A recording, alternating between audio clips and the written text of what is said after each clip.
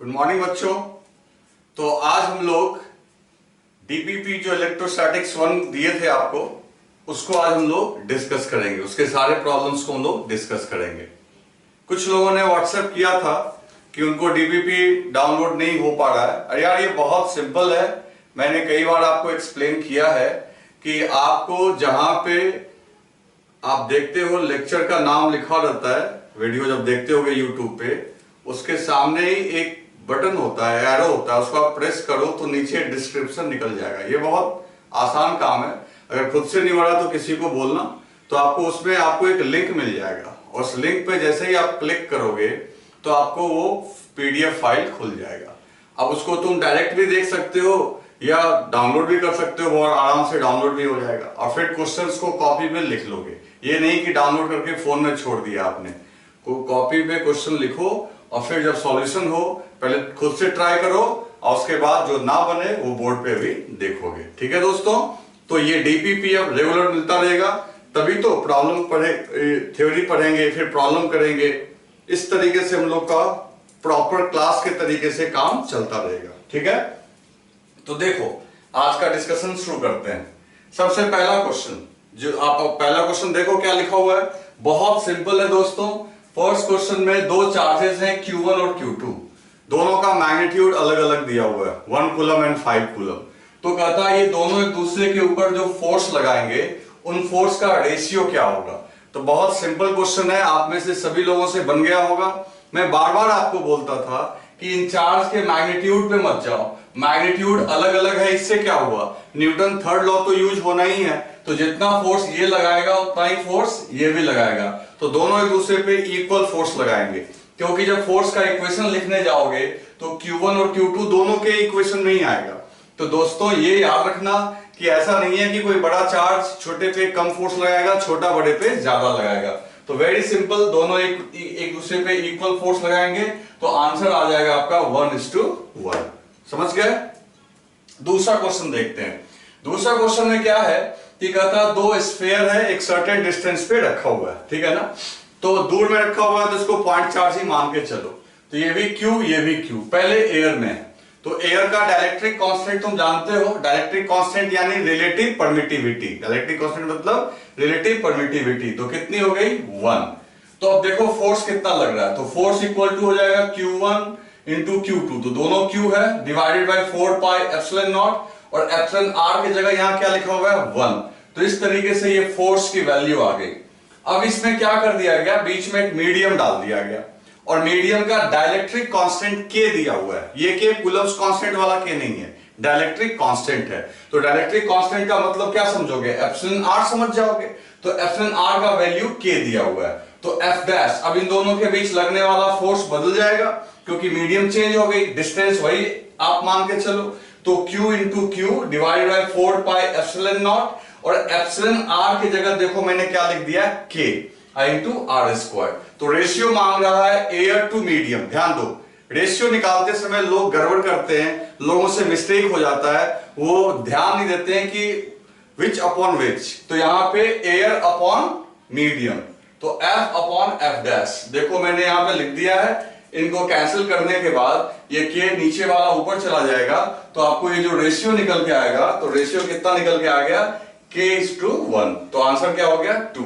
ये question number first हो गया, ये सेकंड हो गया। आई होप कि आप में से मैक्सिमम स्टूडेंट ने इन दोनों को सॉल्व कर दिया होगा। ठीक है, तो अब नेक्स्ट क्वेश्चन पे चलते हैं।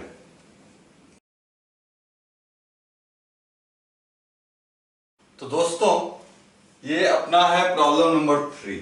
तो मैंने सॉल्व कर लिया है और मैं आपको अब ये समझाता हूं।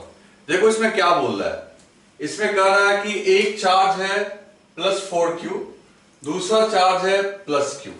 ठीक है, इन दोनों को इक्विलिब्रियम में रखना है। इक्विलिब्रियम में रखना है मतलब इस पे नेट फोर्स 0 लगना चाहिए। तो आप खुद सोचो, ये भी प्लस है ये भी प्लस है, तो इन दोनों के बीच में एक कैसा चार्ज रखोगे जो इन दोनों को रेस्ट में रखे। तो जवाब बिल्कुल सिंपल है, वो चार्ज होना चाहिए नेगेटिव। तो जो कैपिटल Q रखेंगे वो बीच में जो रखेंगे वो कैसा चार्ज रखेंगे, नेगेटिव। तुम कहोगे कि आपको कैसे पता लगा बीच में रखेंगे। दोस्त अगर इधर रखेंगे, अगर ये इधर रखेंगे तो दोनों में से कोई इक्विलिब्रियम में नहीं रह पाएगा, क्योंकि ये देखो इसको ये इधर पुश करेगा और ये भी इधर ही पुल कर लेगा। तो आप चाहे ट्राई करके देख लो, इस बीच वाले पॉइंट के अलावा, बीच में कहीं रखने के अलावा हमारे पास कोई और चारा नहीं है। ना हम इसको इधर रख सकते हैं ना इधर रख सकते हैं, तो बीच में हमने रख दिया इस माइनस क्यू को। ठीक है, तो हमें तो एक तो ये माइनस क्यू की वैल्यू निकालनी है, और दूसरा ये माइनस क्यू स्मॉल क्यू से कितनी दूरी पे होगा ये एक्स भी फाइंड आउट करना है। तो पहली बात, दोनों चार्ज यानी 4q और q के बीच का डिस्टेंस है टोटल l, और अगर इसको तुमने मान लिया x तो ये कितना हो गया l माइनस एक्स। तो अब देखो इक्विलिब्रियम के लिए क्या होना चाहिए, नेट फोर्स 0। तो जरा 4q को देखो, 4q को प्लस q ने इधर रिपेल किया f से, तो माइनस q ने इसको अट्रैक्ट कर लिया कितने से, f डैश से। प्लस q को देखो, एक तो 4q ने इसको भी f से रिपेल किया, न्यूटन थर्ड लॉ से अगर इसने इसको f से रिपेल किया तो इसने भी इसको f से रिपेल किया, और माइनस q ने इसको अपनी ओर खींच लिया f डबल डैश से। माइनस q पे मैं कोई फोर्स नहीं दिखा रहा हूं, वो दिखाने से कोई फायदा नहीं है, अगर दिखाओगे भी तो इस पे इधर f डैश और इधर f डबल डैश तो कैंसिल आउट हो ही जाना है। तो आप देखो अगर ये रेस्ट में है तो f must be equal to f dash, अगर ये रेस्ट में है तो f must be equal to f double dash. तो देखो f dash equal to f, f double dash equal to f, और f डैश और f डबल डैश भी आपस में क्या होंगे, बराबर। इन दोनों से देख लो कि f dash equal to f, f double dash equal to f, so f dash equal to f double dash. तो इस तरीके से इन तीनों ही चार्ज पे, बाहर वाले दोनों और बीच वाले पे भी नेट फोर्स होगा 0। बीच वाले को मैंने जानबूझ के नहीं दिखाया, अगर दिखाना भी होता तो बीच वाले ने इसको f डैश से खींचा तो ये इसको f डैश से खींच लेगा, और इसने इसे f डबल डैश से खींचना है, और वो दोनों बराबर ही है तो इस पे भी नेट फोर्स क्या हो जाएगा, 0। तो इस तरीके से हमें 3 इक्वेशंस मिल गए। अब क्या करना है, सबसे पहले इक्वेशन नंबर 3 से चलते हैं। f डैश के कौन सा फोर्स है, जो प्लस 4q और q के बीच लग रहा है। तो चूंकि हम लोग मैग्नीट्यूड सिर्फ लिखने वाले हैं, सिर्फ मैग्नीट्यूड लिखने वाले हैं, तो साइन को कंसीडर नहीं करेंगे। तो सीधा देखो आपने क्या कर दिया, नंबर 3 में क्या है, f डैश। तो f डैश क्या होगा, k into 4q into q, और दोनों के बीच का डिस्टेंस l माइनस एक्स का होल स्क्वायर। और f डबल डैश क्या होगा, तो इन दोनों के बीच लगने वाला force k into capital Q into Q, और इसके बीच का डिस्टेंस कितना हो गया, x square. After solving all this, देखो बहुत सारी चीजें कैंसिल हो गई, फिर क्या किया हमने, एक्स स्क्वायर को उधर भेज दिया तो 4x स्क्वायर इधर ये हो गया, फिर सॉल्व किया तो x इक्वल टू कितना निकल के आया दोस्तों, l/3। तो पहली बात तो निकल के आ गई कि स्मॉल q से इसकी दूरी कितनी होगी, l/3। ठीक है, और दूसरा अब इसका मैग्नीट्यूड भी निकालना है, तो देखो मैंने इक्वेशन नंबर 2 का इस्तेमाल कर लिया। इक्वेशन नंबर 2 क्या बोल रहा है, तो f double dash equal to f। f double dash क्या है भाई, तो इन दोनों के बीच लगने वाला फोर्स। तो देखो k into Q into Q, और डिस्टेंस l/3 मैंने यहां निकाल रखा है, तो l स्क्वायर बाई 9, स्क्वायर होगा तो l स्क्वायर बाई 9। और इधर क्या हो गया, k इंटू 4q, ये किसकी वैल्यू लिख रहे हैं नंबर 2 में, तो नंबर 2 में देखो यहाँ f है, तो f इन दोनों के बीच लगने वाला है, प्लस 4q और q के बीच के, तो यहां हो गया k into 4q into q by l square. After solving all this, capital Q निकल के आया 4q बाई 9। अब यहां प्लस में इसलिए आया क्योंकि हम लोग मैग्नीट्यूड लिखते समय साइन का ध्यान नहीं रखते हैं, तो साइन के साथ अगर आंसर करना होगा तो आंसर हो गया माइनस 4q बाई 9, ये चार्ज की वैल्यू हो गई, और डिस्टेंस कितना हो गया, l/3। तो आप चॉइस देख लो, नेगेटिव वाला, नेगेटिव चार्ज जिसका मैग्नीट्यूड हो गया 4q बाई 9, और डिस्टेंस कितना हो गया, l/3। तो आई होप कि आप में से बहुत लोगों ने इसको सॉल्व कर लिया होगा, और जिसने नहीं सॉल्व किया वो वीडियो पॉज करके इसको राइट डाउन कर लो। ओके,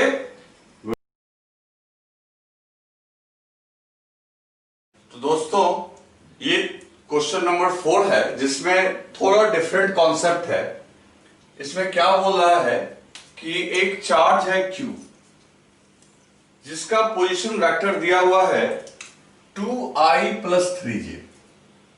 तो position vector 2i plus 3j करने का मतलब ये होता है दोस्तों कि उसका x कोऑर्डिनेट 2 है और y कोऑर्डिनेट 3 है, इसलिए मैंने यहां पे इसको बना लिया। ठीक है, इसके पोजीशन वेक्टर को r0 दिया हुआ है। इसकी वजह से एक पॉइंट P पे आपको फील्ड निकालना है। अब उस पॉइंट P का भी पोजीशन दिया हुआ है और वो देखो क्या दिया हुआ है, 8i माइनस 5j। अब x कोऑर्डिनेट तो पॉजिटिव है और y कोऑर्डिनेट नेगेटिव है, तो इसका मतलब ये हुआ कि ये आपका फोर्थ क्वाड्रेंट में होगा। x कोऑर्डिनेट तुम देख सकते हो पॉजिटिव है और y कोऑर्डिनेट क्या है, नेगेटिव, तो ये इसका पोजीशन वेक्टर है। तो इसकी वजह से यहां पे मेरे को इलेक्ट्रिक फील्ड चाहिए।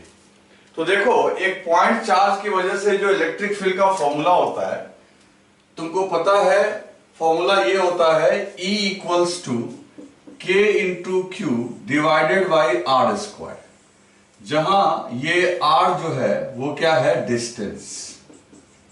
Distance of point from charge. तो दोस्त ऐसा है कि यहां और यहां के बीच का मेरे को डिस्टेंस निकालना है, तो बहुत आसान काम है। एक काम करते हैं, वेक्टर तरीके से ही बना देंगे। आप ना पॉइंट P का एक पोजीशन वेक्टर ड्रॉ करो इस Q के रिस्पेक्ट में, इस चार्ज के रिस्पेक्ट में इसका पोजीशन वेक्टर। तो ध्यान से सुनो पोजीशन वेक्टर कैसे ड्रॉ करते हैं। पोजीशन वेक्टर ड्रॉ करने के लिए पहले चाहिए होता है कि किसका पोजीशन ड्रॉ करना है, तो जवाब आया P का पोजीशन ड्रॉ करना है। किसके रिस्पेक्ट में, यानी पोजीशन कभी भी बताओगे तो ये बताओगे कि कहां से, तो कहां से भाई, तो Q से। तो सीधा करना क्या है तुम्हें, एक लाइन ज्वाइन कर देना है Q से P तक। अब ये P का पोजीशन वेक्टर है, तो यहां लगा दो हेड और ये हो गया टेल। तो ये जो R, इसको लिखेंगे कैसे, R P Q, position of P with respect to Q। अगर मेरे को ये वेक्टर मिल जाए तो समझ लो कि इन दोनों के बीच का डिस्टेंस निकल जाएगा, और ये निकालना मेरे लिए बहुत आसान काम है, बहुत मुश्किल नहीं है। तो आप कैसे निकालोगे, तो देखो यहां देखो, टेल हेड और वेक्टर याद करो, tail head, head to head, tail to tail. तो इसका मतलब है कि ये RPQ जो है, RPQ कैसे पढ़ेंगे दोस्तों, position of P with respect to Q। तो RO और RPQ इन दोनों का रिजल्टेंट होगा R। तो इसका मतलब ये हो गया कि R equals to RO plus RPQ। Okay, तो अब यहां से RPQ इक्वल टू RO को उधर भेज दो, तो RPQ is equal to R minus RO। तो देखो इस तरीके से अगर R में से RO को सब्ट्रैक्ट कर लोगे तो तुम्हें RPQ मिल जाएगा। फिर से मैं एक बार समझा दूं, पोजीशन वेक्टर कैसे ड्रॉ करते हैं। तो पोजीशन वेक्टर में दो चीज चाहिए होता है, किसके लिए पोजीशन वेक्टर ड्रॉ करना है, तो P के लिए, किसके रिस्पेक्ट में, Q के रिस्पेक्ट में। तो हेड किसके पास दोगे, जिसका पोजीशन निकालोगे, और टेल किसके पास दोगे, जो पोजीशन निकालना है, यानी Q के रिस्पेक्ट में P का पोजीशन है। अब देखो कितना इजीली आ गया। तो R क्या है तुम्हारा, 8i माइनस 5j, और RO क्या है तुम्हारा, minus 2i plus 3j, 2i plus 3j। अब इसको सॉल्व करो, तो देखो i में से i हटाओ, 8i में से 2i गया, तो ये हो गया 6i, और देखो ये माइनस अंदर चला जाएगा भाई, तो माइनस 5j माइनस 3j, तो ये दोनों ऐड हो जाएगा उल्टा, ये हो जाएगा माइनस 8j। तो देखो कितना आराम से RPQ निकल गया। और जब RPQ ij के फॉर्म में निकल गया तो आपको तो ये डिस्टेंस चाहिए, क्योंकि चार्ज से उस पॉइंट का डिस्टेंस चाहिए। तो आप बहुत इजीली क्या करोगे, आप आराम से देखो, आपको ij के फॉर्म में होता है तो मैग्नीट्यूड ऑफ RPQ, तो आपको पता है ना भाई, मैग्नीट्यूड में i के कोफिशिएंट को स्क्वायर करके और j के कोफिशिएंट को स्क्वायर करके अंडर रूट करके ऐड कर देते हैं। तो ये हो गया 36, ये हो गया 64, इतना इजीली निकल के आ गया। ये कितना आ गया, 10। यानी इन दोनों के बीच का जो डिस्टेंस आ गया आपका कितना आ गया, 10। अब तो कुछ करना नहीं है, अब क्या करना है आपको, फॉर्मूला पुट कर देना है। तो फॉर्मूला पुट कर देना है, तो E इक्वल्स टू के, मैं ऊपर लिख रहा हूं, तो K का वैल्यू कितना है आपका, E इक्वल्स टू के, या यहां मैं नीचे लिख देता हूं, देखो, तो E इक्वल्स टू के हो गया 9 इंटू 10 का पावर 9। चार्ज कितना दिया हुआ है, तो 50 माइक्रोकूलम, तो 50 इंटू 10 का पावर -6, माइक्रो का मतलब जानते ही हो, तो K का वैल्यू तुमको बताया जा चुका है, कूलम कांस्टेंट 9 इंटू 10 का पावर 9, और ये हो गया 50 इंटू 10 का पावर -6, और नीचे में क्या हो गया दोस्तों, कितना डिस्टेंस निकल के आया दोनों के बीच, 10, तो 10 का स्क्वायर कर दो, है ना, ये 10 का स्क्वायर हो जाएगा, क्योंकि डिस्टेंस का स्क्वायर हो जाएगा, तो ये कुल मिला के कितना आ गया आपका, तो आप बहुत इजीली देख सकते हो कि ये आपका आ जाएगा ऑप्शन नंबर डी, 4500 वोल्ट पर मीटर, फोर्थ ऑप्शन आ जाएगा। तो इस तरीके से हम लोग कैलकुलेट कर सकते हैं, यहां पोजीशन वेक्टर का आपको कॉन्सेप्ट लगाना था। ओके, लिख लो आप इसको।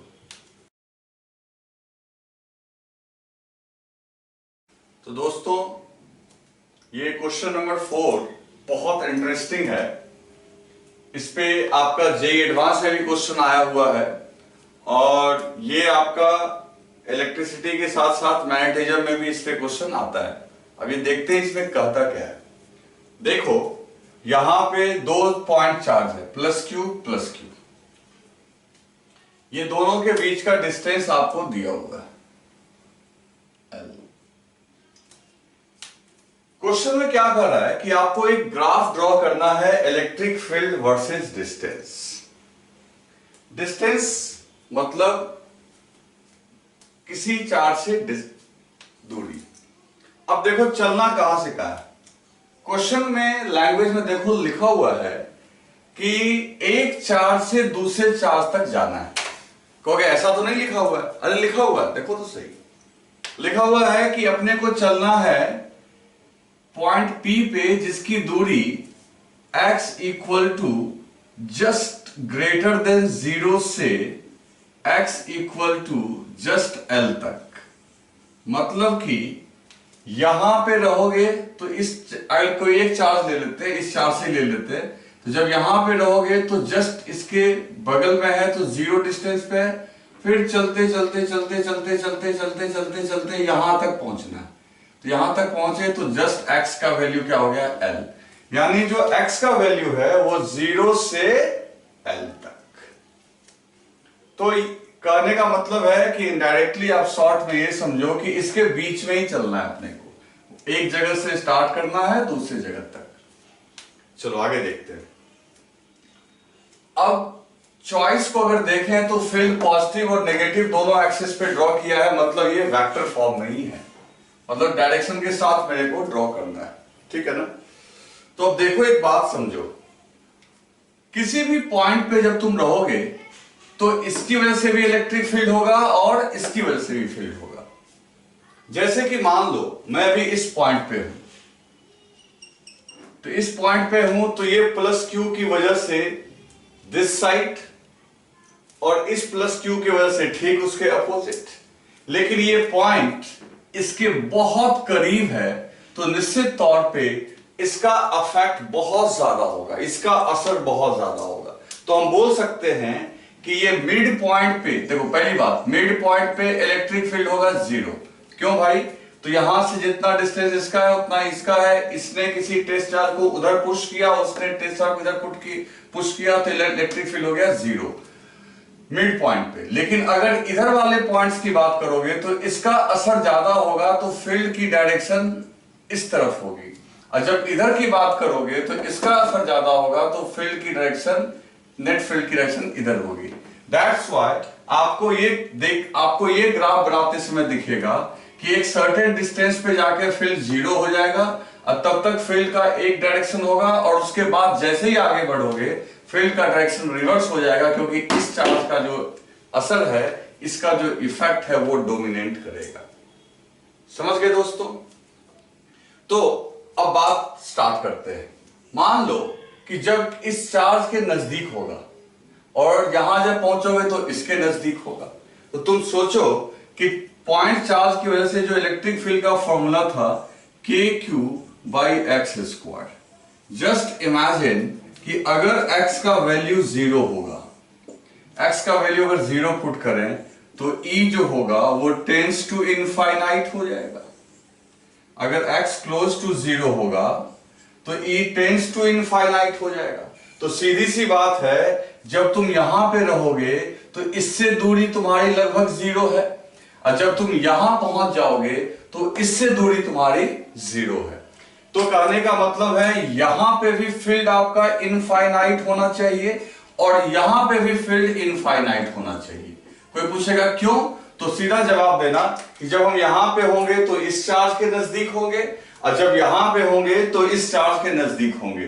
तो इन दैट केस यहां भी फील्ड का वैल्यू इन्फिनिटी और यहां भी फील्ड का वैल्यू इन्फिनिटी, क्योंकि अगर x टेंड्स टू 0 होगा तो कोई कहेगा कि नहीं यार सर यहां जब पहुंचेंगे तो x का वैल्यू l होगा। यार ठीक है, इससे दूरी l होगा लेकिन इस चार्ज से तो दूरी 0 हो जाएगा, तो फिर से फील्ड आपका इनफाइनाइट हो जाएगा। तो इसका मतलब है इन दोनों पॉइंट्स पे इनफाइनाइट होगा और बीच में क्या होगा, 0। और सबसे इंपॉर्टेंट बात, जब तक हम लोग यहां से यहां तक रहेंगे तो फील्ड की डायरेक्शन मान लो इधर है, इधर वाले डायरेक्शन को पॉजिटिव मान लो, तो इसके बाद फील्ड की डायरेक्शन क्या हो जाएगी, नेगेटिव। अब देखो मैं बोर्ड पे इसका ग्राफ बना रहा हूं और फिर आपको एक्सप्लेन करता हूं। तो जैसा कि x इक्वल टू 0 पे जब डिस्टेंस 0 था तो फील्ड आपका इनफाइनाइट था। तो इनफाइनाइट फील्ड को शो करने के लिए मैंने पैरेलल लाइन ड्रॉ कर दी, और फिर जैसे जैसे डिस्टेंस आगे बढ़ता चला जाएगा फील्ड घटता चला जाएगा, और जैसे ये बढ़ते हुए हम लोग L/2 पे पहुंचेंगे, फील्ड देखो क्या हो गया, 0। लेकिन उसके बाद फिर हम लोग आगे बढ़ने लगेंगे तो फील्ड का डायरेक्शन रिवर्स हो जाएगा। तो मान लो 0 से L/2 तक पॉजिटिव फील्ड आया तो नेगेटिव फील्ड को शो करने के लिए नीचे वाले एक्सिस पे चले जाएंगे हम लोग। तो यहां से यहां तक में नेगेटिव फील्ड आएगा तो निश्चित तौर पे, लेकिन अब देखो फिर जब आगे बढ़ोगे तो इसका इफेक्ट बढ़ेगा तो फिर फील्ड की वैल्यू बढ़ने लगेगी और बढ़ते बढ़ते क्या हो जाएगा, इनफाइनाइट, लेकिन डायरेक्शन क्या होगा, नेगेटिव। तो देखो यहां के बाद क्या हुआ, ये ऐसे गया, ऐसे गया, ऐसे गया, ऐसे, फिर से इसको पैरेलल कर दो y एक्सिस के। पैरेलल क्यों कर दिए कि जैसे ही तुम L डिस्टेंस पे पहुंचे तो फिर से फील्ड आपका इनफाइनाइट हो गया। वजह ये हुआ कि इसके क्लोज आ गए, दैट्स व्हाई इनफाइनाइट हुआ। और L/2 पे तो आपका फील्ड क्या हो गया, 0, और ये इस तरीके से। तो ये ध्यान देना दोस्तों, बहुत इंपॉर्टेंट क्वेश्चन है। एक दो बार इसको फिर से वीडियो को रिवाइंड कर करके आप इसको देखना, बहुत अच्छा क्वेश्चन है। कहीं भी कंफ्यूजन हो तो मैंने हर चीज को दो दो बार बोला है, ठीक है। तो आप इसको राइट डाउन कर लो।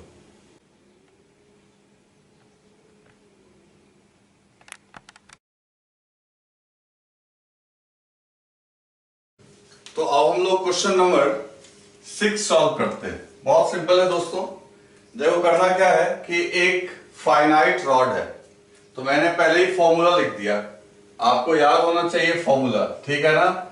ये फॉर्मूला आपको याद होना चाहिए। फाइनाइट रॉड का मैंने आपको बता रखा है कि मान लो ये फाइनाइट रॉड है, मतलब एक इसकी लेंथ है, पर्टिकुलर लेंथ है जो दी गई है। कितनी दी गई है, 10 सेंटीमीटर।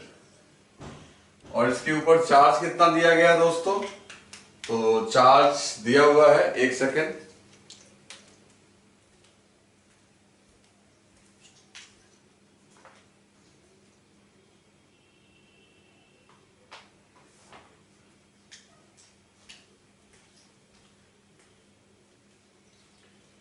लेंथ 10 सेंटीमीटर है और चार्ज इस पे दिया हुआ है 50 माइक्रो कूलम, ठीक है।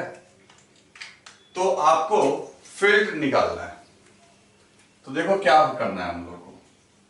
अब यहां फील्ड के दो कंपोनेंट्स हो सकते हैं, एक x कंपोनेंट और एक y कंपोनेंट। दोनों के लिए फॉर्मूला लिखा हुआ है। अब याद करो आप, ये एंगल निकालना होता था हम लोग को, ये अल्फा और ये बीटा। लेकिन आज एक इंटरेस्टिंग हो जाएगा ये हमारे लिए, बहुत मुश्किल नहीं है। पहली बात, ये रॉड की लेंथ है 10 सेंटीमीटर, ठीक है, ये भी 10 सेंटीमीटर, ये भी 10 सेंटीमीटर। तो आपको ये एक इक्विलैटरल ट्रायंगल दिख रहा है 10 10 10। तो इसका मतलब ये हो गया दोस्तों कि ये एंगल 60 डिग्री, ये एंगल 60 डिग्री और ये टोटल एंगल भी 60 डिग्री और ये टोटल 60 और ये बाइसेक्टर है निश्चित तौर पे। तो alpha equals to beta equals to क्या हो गया 30 डिग्री। तो इससे क्या होगा कि इसका ई वाई वाला कंपोनेंट जो होगा वो हो जाएगा 0। क्यों 0 हो जाएगा? क्योंकि cos 30 minus cos 30, alpha beta अगर सेम आ गया दोस्तों तो ये तो कैंसिल हो जाएगा। तो ये हमें एक फायदा हो गया कि ई वाई कैलकुलेट करने की जरूरत नहीं है, हमें क्या निकालना होगा सिर्फ ई एक्स, और ई एक्स जो होगा वही नेट फील्ड होगा। तो ई एक्स निकाल देते हैं। तो ये हो गया के लैम्डा और ये r जो है ये बीच का डिस्टेंस है। तो ये r कितना होगा? तो आप देख लो इस राइट एंगल ट्रायंगल में आपका यहां पे अल्फा, तो cos अल्फा इक्वल टू लिख सकते हो r/10 सेंटीमीटर, बेस हो गया r 10, अल्फा कितना है 30 डिग्री। तो ये हो गया cos 30 कितना होता है √3/2, √3/2 इक्वल टू r/10। तो यहां से आप देख लो कितना निकल के आ गया, r आपका आ गया 5√3 सेंटीमीटर। चलो आ जाओ वापस। अब यहां पे हमारे सामने फॉर्मूला आ गया है क्या, ई एक्स इक्वल टू के लैम्डा बाई आर और into sine alpha plus sign beta. तो साइन 30 1/2, साइन 30 1/2, तो 1/2 कितना हो गया दोस्तों 1। साइन 30 1/2, साइन 30 1/2, तो 1/2 प्लस 1/2 हो गया आपका 1। अब सीधी सी बात है k का वैल्यू रखो, तो k का वैल्यू रख दोगे 9 × 10⁹। और लैम्डा कैसे रखोगे? तो दोस्तों याद करो लैम्डा इक्वल टू होता है charge divided by length. Charge है 50, अब SI यूनिट में कन्वर्ट कर दो, 50 × 10⁻⁻6 और लेंथ कितना है 10 सेंटीमीटर, तो 10 × 10⁻⁻2। तो यहां से देखो ये क्या कैंसिल होके आ जाएगा, ये 0 0 कैंसिल हो गया, ये ऊपर चला गया। तो लैम्डा का वैल्यू जो निकल के आएगा दोस्तों 5 × 10⁻⁻4 डिवाइडेड बाय, ठीक है, -4 कैसे हुआ, ये यहां से कैंसिल हुआ एक बार। और अब देखो नीचे क्या है r, और r हमने निकाल रखा है वो भी सेंटीमीटर में निकाल रखा है। तो हो गया 5√3 × 10⁻²। just solve this, you will get Ex, and what is Ex? That will be equal to E net because Ey is 0।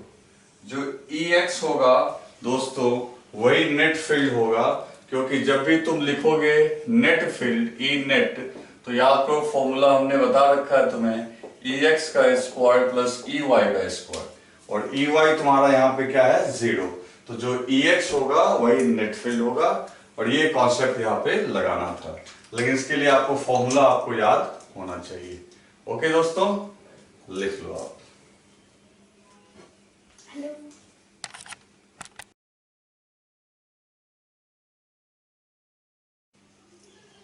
तो दोस्तों इस प्रॉब्लम में देखते हैं कि यहां पे दो चार्ज +q और -q दिया हुआ है। ये जेईई मेन में पूछा हुआ क्वेश्चन है, और चार्जेस का मैग्नीट्यूड सेम है, और नेचर आप देख ही रहे हो कि आउटर वाले दोनों का माइनस माइनस है, बीच वाले का प्लस है।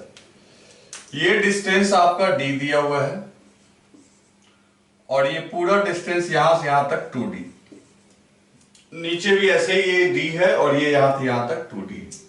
आपको यहां पे फील्ड का वैल्यू पता करना है। एग्जैक्टली वैल्यू के बजाय उसने पूछा है कि इसके सेंटर से इस पॉइंट के बीच की जो दूरी कैपिटल डी है, इसके ये कैसे प्रोपोर्शनेट होगा, इसके साथ उसका क्या रिलेशन होगा, वो अपने को निकालना है। देखो क्या करेंगे, पहले आउटर वाले दोनों को भूल जाओ। अब ये प्लस क्यू है, ये प्लस क्यू है, ऐसा क्वेश्चन हमने पहले कर रखा है। तो ये प्लस क्यू, ये प्लस क्यू, ये इसको इधर रिपेल करेगा, ठीक है, यहां अगर टेस्ट चार्ज रखते तो, और ये इसको इधर रिपेल करता, जानते ही हो।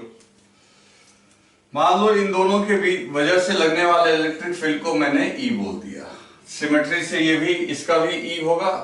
ऐसे फोर्स लगाते थे हम लोग, तो हम लोग तो जान ही रहे हैं फोर्स के बजाय डायरेक्ट फील्ड से भी काम कर सकते हैं, क्योंकि लास्ट में क्यू नॉट रखने के बाद फिर से क्यू से तो डिवाइड कर, क्यू नॉट तो कट ही जाता है टेस्ट चार्ज। तो डायरेक्ट मैंने यहां लिख दिया कि इसकी वजह से फील्ड इधर है और इसकी वजह से फील्ड इधर है। ओके, अच्छा, अगर ये एंगल को मान लो θ1, तो इसकी ये भी एंगल हो जाएगा θ1, तो ये एंगल यहां हो जाएगा θ1, ये एंगल हो जाएगा θ1। इसका एक कंपोनेंट e cos θ1, इसका भी कंपोनेंट e cos θ1, तो ये हो गया 2e cos θ1। दोनों को एक साथ ऐड कर दिया, और y वाला कंपोनेंट इसका e cos e sin θ1 ऊपर, इसका e sin θ1 नीचे, ये दोनों एक दूसरे को कैंसिल कर दिए, तो उसको लिखने का जरूरत नहीं है।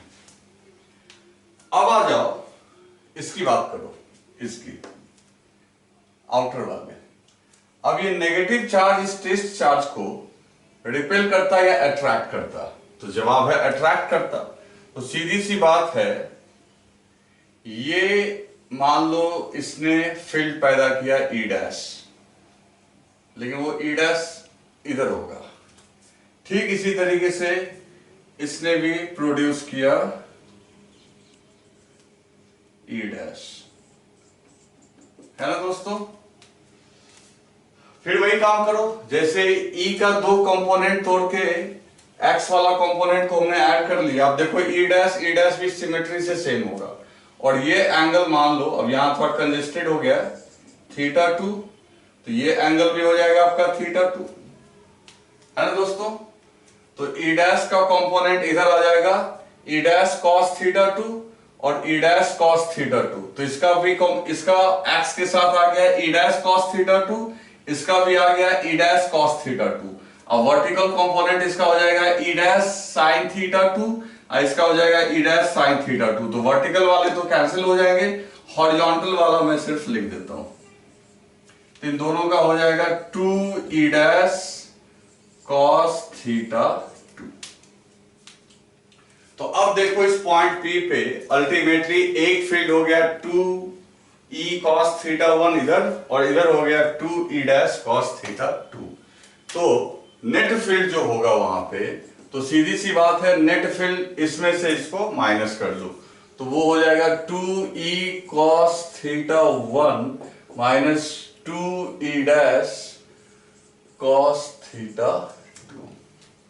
ओके दोस्तों, चलो अब एंगल वगैरह देखते हैं कि कौन एंगल cos θ1 की वैल्यू क्या होगी। तो cos θ1 के लिए आपको इस ट्रायंगल में चलना चाहिए, ये वाली ट्रायंगल। तो ये वाली ट्रायंगल में cos θ, तो बेस हो गया d, तो cos θ1 जो होगा वो हो जाएगा d डिवाइडेड बाय, है ना, डिवाइडेड बाय दिस। तो ये इस ट्रायंगल में ये d है, ये d है, तो ये हो जाएगा under root d square plus small d square. ठीक, अगर इस तरीके से cos θ2 अगर निकालेंगे दोस्तों, तो cos θ2, तो इस केस में भी आप देखो जो बेस है वो बेस कितना होगा d, बेस होगा d, और इस केस में ये पूरा 2d है, तो आप देखो d square plus 4d square, 2d का स्क्वायर करेंगे तो वो 4d स्क्वायर। तो इस तरीके से cos θ1 और cos θ2 भी निकल गया। रही बात e डैश की और e की वैल्यू निकालने की, तो ये पॉइंट चार्ज की वजह से तुम्हें पता है क्या होता है, तो पॉइंट चार्ज की वजह से देखो यहां पे बस कैलकुलेशन है दोस्तों और कुछ नहीं है। तो 2 इंटू ई, तो ये पॉइंट चार्ज है, ये इसका डिस्टेंस है। तो पॉइंट चार्ज वैसे 2 के क्यू और डिस्टेंस दोस्तों, तो डिस्टेंस ये वाला जो है इसका स्क्वायर और ये है कितना, तो आप देख लो इस ट्रायंगल में। इस ट्रायंगल में अगर ये देखोगे तो ये डिस्टेंस हो जाएगा under root small D square plus capital D square. तो डिस्टेंस का स्क्वायर हो रहा है, ठीक है, आई इंटू कॉस थीटा 1। बाद में थीटा 1 की वैल्यू हम लोग रखेंगे माइनस। अब देखो इधर क्या है आपका, इधर है 2e डैश, यहां देखो 2e डैश। तो 2e दोस्तों यहां पे नेट इलेक्ट्रिक फील्ड हुआ 2e cos theta 1 plus 2e dash cos theta 2। अब देखो 2e, तो 2 के e का वैल्यू लिखते हैं, तो e इसके लिए हमने माना हुआ है। तो देखो ये पॉइंट चार्ज है और यहां से यहां तक का जो डिस्टेंस आपका है अंडर रूट आपका capital D square plus small D square. तो लिखेंगे 2k³ under root capital D का स्क्वायर प्लस स्मॉल डी का स्क्वायर। और cos थीटा 1 की वैल्यू क्या लिखोगे, तो ये लिखोगे आप, तो इसका डिस्टेंस का स्क्वायर होता है दोस्तों, तो ये अंडर रूट आपका हट जाएगा, तो ये सिर्फ रहेगा आपका D square capital plus small square. और cos थीटा 1 क्या लिखोगे, तो capital D divided by under root की जगह आप चाहो तो यहां लिख सकते हो D square plus small D square का पावर 1/2, ठीक है। फिर लिखेंगे माइनस, अब माइनस के बाद 2e डैश। अब e डैश इसकी वजह से, इन दोनों की वजह से, तो डिस्टेंस देखो इसका डिस्टेंस कितना होगा, तो बेस तो यही लोगे कैपिटल डी का स्क्वायर, लेकिन ये परपेंडिकुलर 2d का स्क्वायर, तो ये हो जाएगा 4d का स्क्वायर और चार्ज तो वही q है। तो इसका भी ऐसे ही लिखाएगा यहां पे, इसको हम लोग ऐसे ही लिखेंगे 2k³ डिवाइडेड बाय डिस्टेंस का स्क्वायर कर दो, तो डी स्क्वायर प्लस 4d का स्क्वायर इंटू, अब ये cos थीटा 2 तुम्हारा क्या निकल के आया, d divided by under root this, जिसका पावर हाफ कर दो, तो D square plus 4d square का पावर 1/2। अब देखो थोड़ा बड़ा एक्सप्रेशन आ गया है, इसको सॉर्ट आउट करते हैं। तो इसमें से कुछ कॉमन लेते हैं, तो कुछ कॉमन निकालते हैं। मैं थोड़ा स्पेस बढ़ा रहा हूं, ये आपका हो गया 2e cos थीटा 1। तो यहां पे देखो क्या करना है फिर, तो नेट e इक्वल्स टू, अब देखो इसमें कॉमन क्या ले सकते हैं, 2kqd, ये कॉमन ले लो 2kqd, ये कॉमन ले लिया। और नीचे में क्या हुआ, अब देखो इसका पावर 1 है, इसका हाफ है, तो ये आपका हो गया 1/d square plus D square का पावर 3/2 माइनस, ये क्या हो गया 1/d स्क्वायर प्लस 4d का स्क्वायर पावर 3/2। ओके दोस्तों, अब सिंपल है, ज्यादा नहीं लगेगा, बस थोड़ा कैलकुलेशन है। फिर क्या करोगे, इसको ऊपर भेज दो, तो पावर माइनस 3/2 हो जाएगा, तो 2kqd, और ये हो गया आपका D square plus small D square का पावर माइनस 3/2, और इसको भी ऊपर कर दिए हम लोग, D square plus 4d square का पावर माइनस 3/2। अब इसको हम लोग सॉल्व कर। अब दोस्तों यहां पे देखो 2kqd। अब इसमें क्या करो कि आप डी स्क्वायर को कॉमन लो। तो देखो डी स्क्वायर को अगर कॉमन लोगे तो कोई भी चीज कॉमन लेते हैं तो अगर किसी ब्रैकेट में है तो जो उसके पावर है उससे उससे मल्टीप्लाई होता है।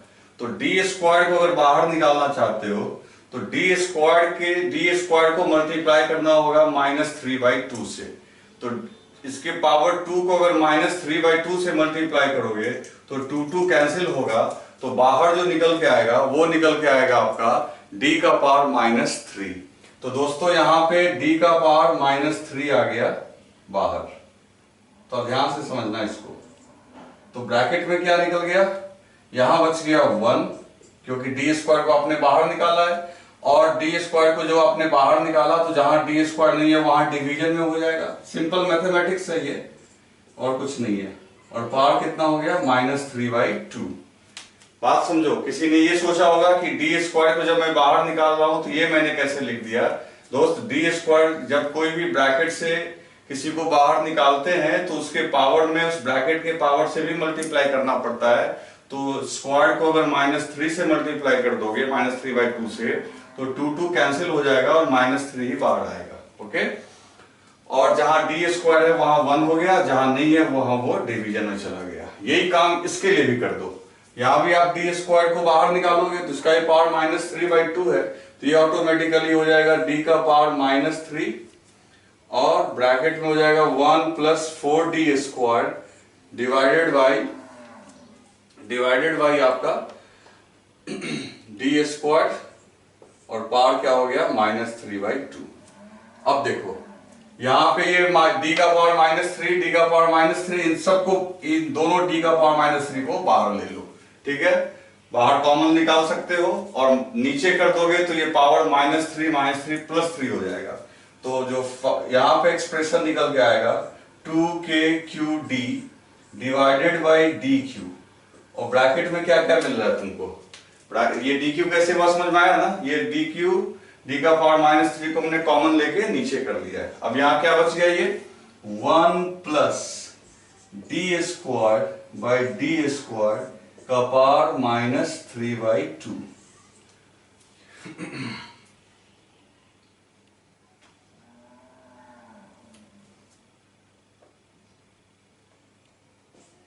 और यहां पे क्या बच गया, -1 + 4d² का पावर -3/2।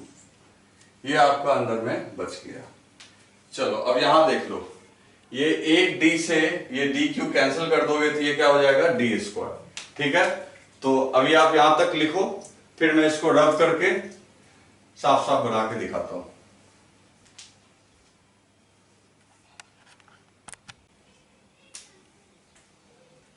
तो जैसा कि दोस्तों ये हमारा एक्सप्रेशन निकल के आ गया है। अब तुम देख सकते हो ये नीचे d² कैसे हुआ, यहाँ dq था, एक d यहाँ पे कैंसिल होके ये d² हुआ है। अब इसे हमें सॉल्व करना है। तो जैसा क्वेश्चन में लिखा हुआ है दोस्तों, d जो है बहुत बहुत बड़ा है स्मॉल d से। तो d अगर बहुत बड़ा है स्मॉल d से तो हम लोग यहाँ पे बाइनोमियल का इस्तेमाल, इस कॉम्प्लिकेटेड पावर को सॉल्व करने के लिए बाइनोमियल का यूज कर सकते हैं। बाइनोमियल में क्या होता है कि अगर कोई क्वांटिटी, नीचे वाला क्वांटिटी अगर बहुत बड़ा हो तो आप सॉल्व करने के लिए क्या करेंगे, सिंपल इस पावर से इसको मल्टीप्लाई कर देंगे, यानी ये पावर्स के कोफिशिएंट में आ जाएगा और बाकी सारे टर्म्स को हम लोग निगलेक्ट कर देंगे। बाइनोमियल एक्सपेंशन में अगर ये क्वांटिटी बहुत बड़ी होती है तो मैथ वाले स्टूडेंट जानते होंगे कि एक्सपेंशन में जब आपका हायर पावर ले जाएंगे तो उसको निगलेक्ट कर देंगे। अदरवाइज आपको याद रखने के लिए मैं एक ट्रिक बता देता हूं कि जब कभी भी ये क्वांटिटी बहुत बड़ी हो तो सिंपल इस पावर को इसके कोफिशिएंट में डाल दो, वो सॉल्व हो जाएगा। तो देखो क्या होगा फिर, E net equal to 2kq d²। अब यहां पे डाल दो तो 1, अब ये प्लस है तो ये पावर यहां आके मल्टीप्लाई हो रहा है तो हो गया -3d² बाई 2D²। ओके, ठीक इसी तरीके से इसको भी सॉल्व करो।